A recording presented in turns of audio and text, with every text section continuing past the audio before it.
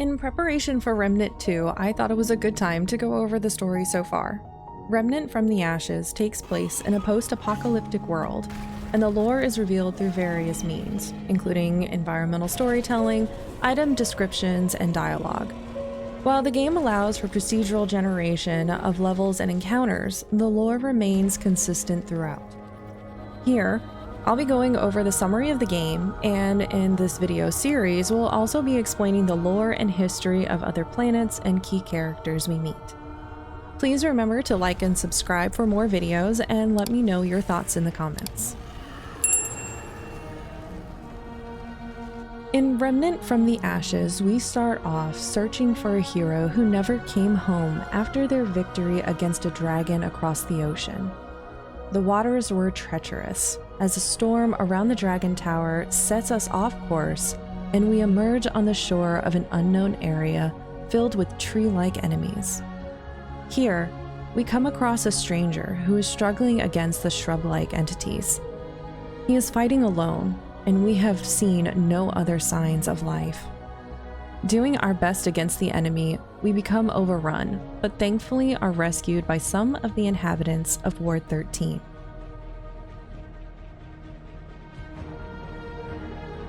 Here, we meet Commander Ellen Ford. She tells us of the Root invasion and that the ward is cut off from anyone else. She asks us to meet with the people of Ward 13, restore power, and with her grandfather's Datla key, we assist her in activating the World Stone. This stone is now the only door to the outside. The Root are too close to the door of Ward 13.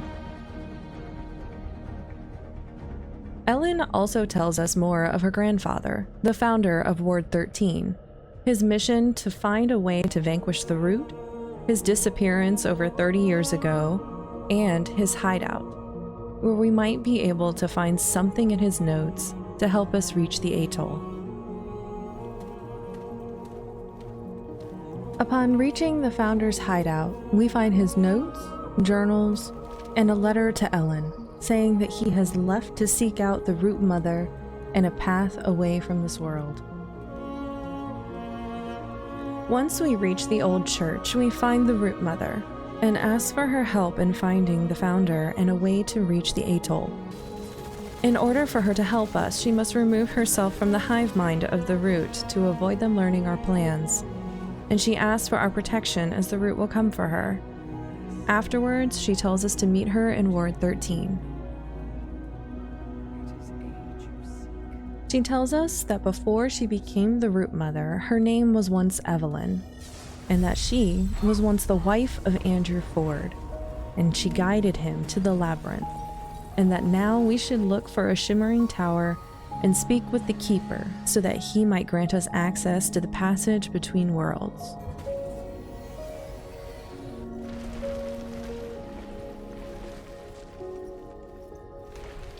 With the passage to the labyrinth granted by the Keeper, we find that only one world is open to us, and our search begins in Rom.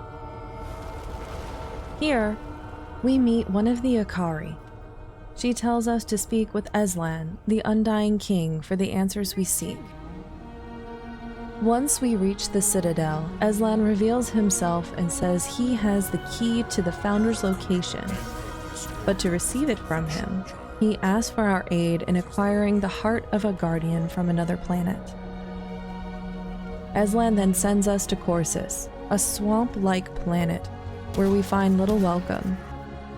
We eventually find someone who will speak with us, and she calls herself the Queen of the Iskal. She says that she sees our strength and that she would like for us to fetch her the heart of the guardian of this world for her own reasons.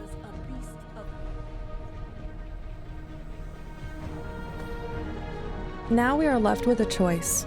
Give the heart of the guardian to the Queen of the Iskal, or to the Undying King. The choice is yours, but keep in mind, the decision will have consequences. The Queen may not share her goals with the heart, but the King did say he would set us on the path to the Founder, and for the sake of this video, we are going to keep it simple.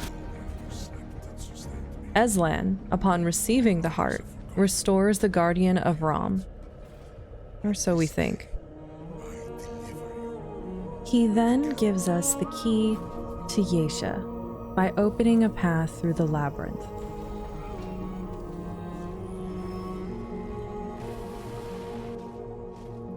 Yesha is not like any planet we have been to, even our own. It is full of trees and lush growth, and most importantly, no root. All we know is that over 30 years ago, the founder, Andrew Ford, came here, and he is our key to reaching the atoll. Along our search, we find Navoon, friend to Commander Ford, who tells us that he has been captured by the Empress, and he remains in prison in her ziggurat. We find Commander Ford in a prison cell. It doesn't take much to convince him to help us in reaching the atoll, and he decides to return to Ward 13. He tells us that Harsgard is the reason why the root came to our world, and we might be able to succeed where he failed. With the Founder's faith and key, we travel deep within Ward 13 and find the mirror that will now act like a gateway to the tower. We have finally made it to the atoll. As we traverse the compound, we find a room with our lost comrade, the final dreamer of Ward 16. He may dream, but he finds no rest. He brings with him a nightmare that we must end so he can finally have a peaceful slumber.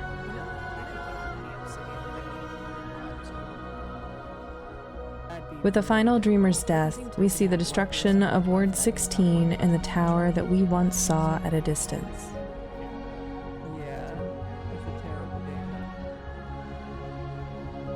But this was not the end. Lord Prime must be found.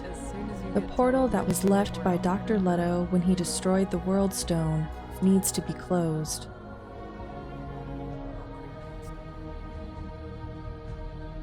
Once we locate Ward Prime and finally go inside, we see the remains of the research facility that once stood there. A massive underground compound, lifeless and filled with ghosts and scars from the decisions that were once made here.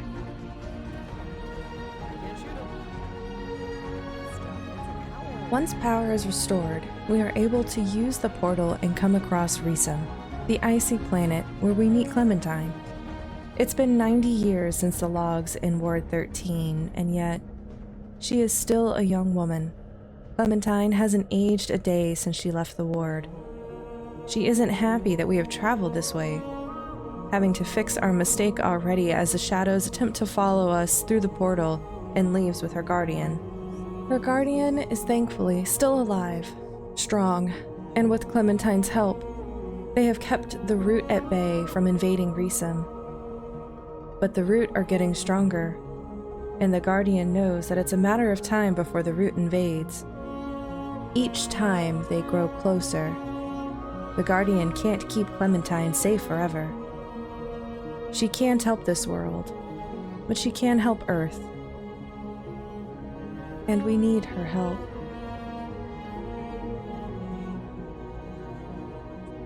With her gift, she can change the course of Dr. Leto's portal and take us straight to the final source of the root incursion.